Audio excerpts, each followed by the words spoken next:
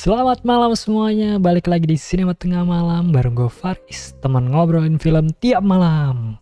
Kali ini gue akan review film dari Indonesia, film horor kisah tanah Jawa, Pocong Gundul. Ini cocok lah ya dengan tema channel kita, Sinema Tengah Malam gitu. Filmnya horor. Dan apa ya? Harus dimulai dari mana nih, gue rada bingung nih. Tapi mungkin experience kali ya, atau ekspektasi gue, karena jujur sebelum gue nonton gitu ya, ketika gue ngeliat trailernya Kisah Tanah Jawa ini, filmnya rada kurang sih. Gue jadi kayak bagus gak ya gitu, apakah ini akan menjadi film horror standar gitu yang biasa aja, atau akan menjadi salah satu film pocong yang bagus gitu, karena kita lumayan jarang sih dapat film pocong yang bagus. Mungkin kenapa ya, karena mungkin sosok pocong itu bisa terlihat lucu juga sih ya, karena bentukannya karena bentukannya seperti permen dan guling ya kan, jadinya lucu dan seram tuh ada di garis yang berdekatan gitu. Jadi kalau lewat sedikit bisa jadi lucu gitu. Makanya kan rata-rata film pocong, maksudnya hantu pocong tuh mungkin zaman dulu kali ya, banyak yang dijadiin kayak horror komedi ya kan, kayak Mumun gitu-gitu segala macem. Makanya kayak kita lumayan jarang sih dapat film pocong yang serius gitulah. Nah ini salah satunya nih, si Kisah Tanah Jawa Pocong Gundul. Meskipun di film ini ya pastinya ada komedinya juga ya. Nah tapi kalau untuk ceritanya sih ya diambil dari buku dengan judul yang sama gitu ya, tentang, bisa dibilang sih kisah nyata sih, karena ini kan diklaimnya yang dialami langsung oleh Om Hao ya, dari Kisah Tanah Jawa gitu.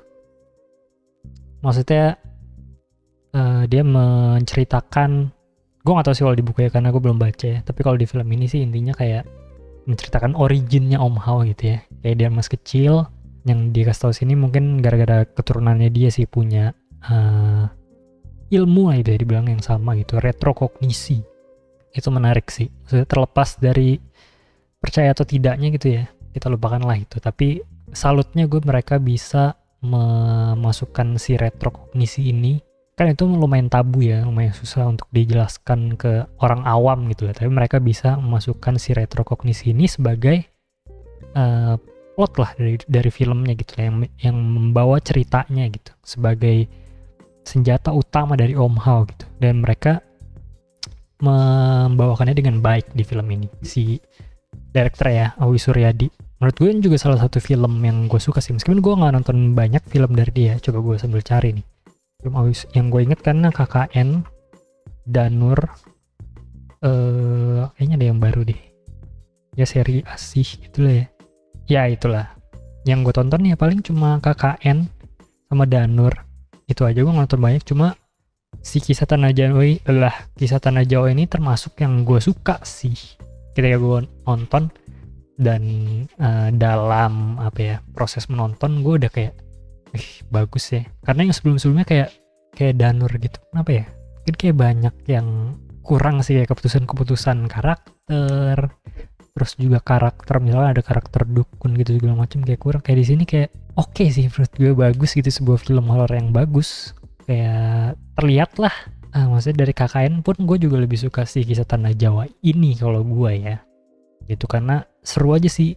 Gue lumayan terkejut juga ceritanya itu, atau plotnya ternyata cukup solid, apalagi untuk sebuah film horor pocong. Itu ceritanya dia tentang retrokognisi, terus juga dia membantu anak kecil yang ternyata diincar si pocong gundul ini, terus dia memasukkan juga elemen misteri adventure, karena kan si Om Hao dan partnernya si Rida kalau nggak salah ya, itu mencari kenapa sih si pocong ini mengincar si bocil ini dan Om Hao gitu, kenapa dia membunuh banyak orang gitu lah, kayak dicari gitu, telusuri di origin itu seperti apa sih, ternyata dia dulu apa. Itu seru sih menurut gue, kayak dia dari tempat ini terus di nemu orang kan, habis itu ternyata ke bapak ini aja dia ternyata tuh misalkan satpam sekolah ini, dia datang lagi ke rumahnya, nyamperin gitu segala. Itu seru sih, menelusuri, jadi benar-benar penelusuran lah, benar-benar kayak Kisah Tanah Jawa kalau di YouTube gitu kan, penelusuran gitu. Itu seru sih, seru banget menurut gue.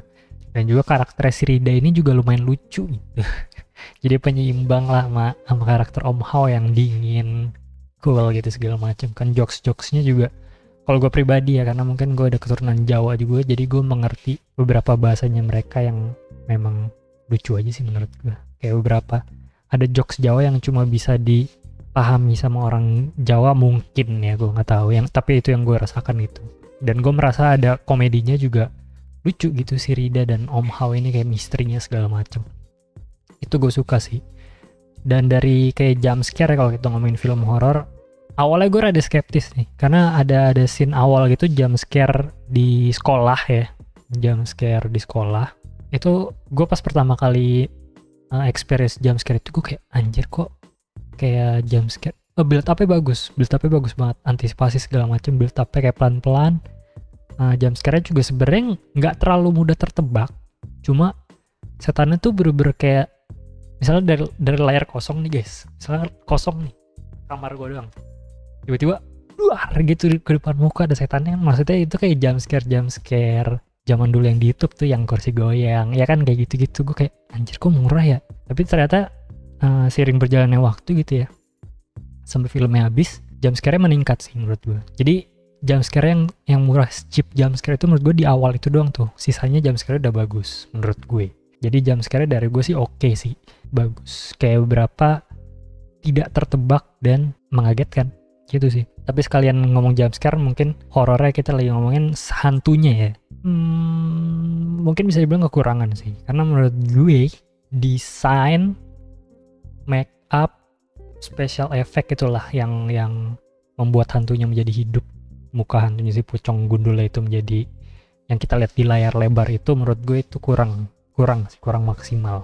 Dibilang jelek juga nggak terlalu jelek gitu ya, gue bisa melihat effortnya dan apa yang mereka inginkan, cuma gue tidak melihat hantunya itu seram gitu. Kayak habis jump scare, gue ya udah kayak ngelihat makhluk gitu. Kalau ada kayak beberapa film horor gitu ya, habis jump scare terus setannya ke depan muka, pas kita kayak masih ada rasa shock gitu, anjing kebawa mimpi nih anjir termalam gitu. Kalau ini tuh enggak gitu. Kalau di sini enggak, lu kayak melihat monster pocong aja gitu. Dan menurut gue lebih mirip orc Lord of the Rings kan daripada tengkorak gitu. Ya gue ngerti kan mereka punya referensi dari bukunya Om Hao ya, kayak pocong tengkorak terus ada taringnya gitu. Cuma di sini tuh tidak terlalu kelihatan seperti tengkorak gitu, kayak orc jatuhnya, karena ada taringnya dari bawah gitu kan. Orc kan juga punya taring yang keluar dari mulutnya, mirip gitu.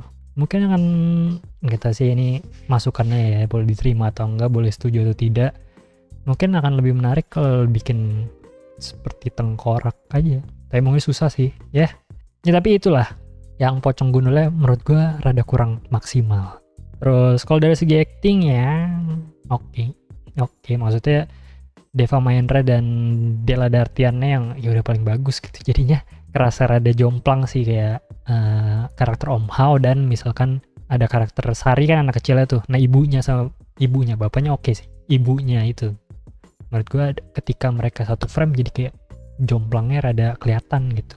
Terus yang gue gak suka lagi adalah dari dialog yang kurang konsisten. Kayak beberapa pertukaran dialog make sense, semuanya seperti orang manusia pada umumnya, tapi tiba-tiba lagi ngomong normal nih, tiba-tiba ada satu dialog yang super duper dramatis gitu, kayak out of place aja menurut gue sih. Kayak gue berikan contoh mungkin ya satu, lagi ngomong sama Pak Saman, seingat gue Pak Saman, ngomong segala macam, mendiskusikan tentang si pocong ini, lagi ngobrol, tiba-tiba Pak Samin, ya situlah, dia tiba-tiba ngomong, pokoknya intinya ayo kita bunuh pocong itu ke neraka, anjay.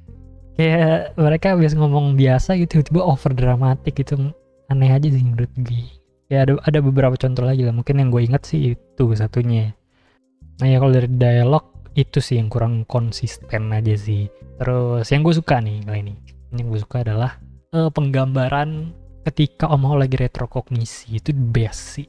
Menurut gue keren banget sih secara visual ya. Sebelum kita bahas sinematografi, tapi gue suka banget Awi Suryadi menggunakan kreativitasannya dengan menggunakan cermin,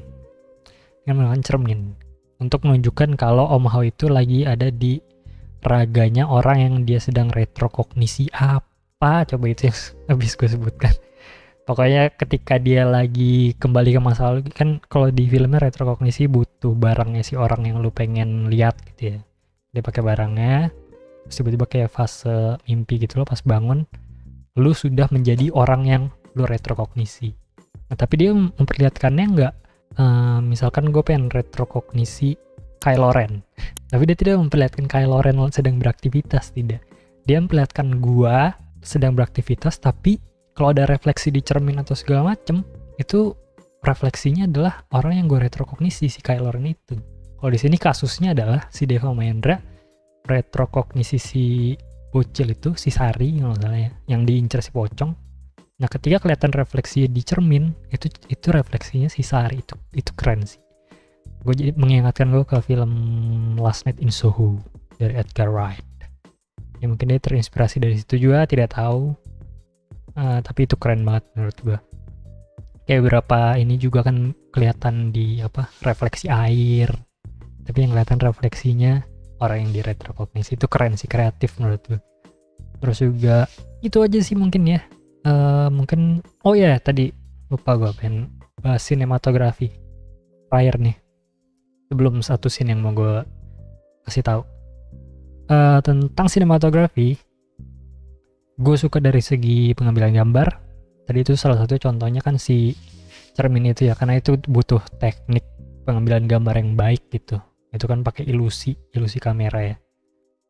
Gue suka lightingnya bagus menurut gue, membuat atmosfernya semakin keren.